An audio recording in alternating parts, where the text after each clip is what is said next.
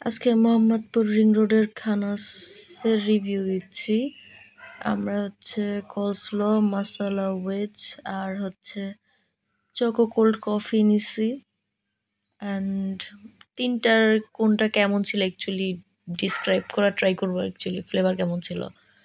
তো ফার্স্টে হচ্ছে কোলস্লোতে হচ্ছে শসা, বাঁধাকপি, গাজর আর মেয়োনেজ বা যেখানে ড্রেসিং দেওয়ার কথা সেটা আর কি মেয়োনেজের আর সুইট ফ্লেভার ছিল, স্যাটিসফাইং, ওকে, ভালোই, খারাপ না। আর মাসালা ওয়েজ বলতে আমার বেসিক ওয়েজ, খুব বেশি মশালা বা খুব বেশি স্পাইসি সেটা না, বেসিক ওয়েজ যেটা কিনা অ্যাকচুয়ালি এই কসলোর সাথে খুবই বেস্ট। আর এই মেয়োনেসের মধ্যে হচ্ছে বারবিকিউ সস অ্যাড করা ছিল, যেটা কিনা বেসিক মেয়োনেসের থেকে হ্যাঁ স্যাটিসফাইং লাগে বারবিকিউ সস অ্যাড করা থাকলে।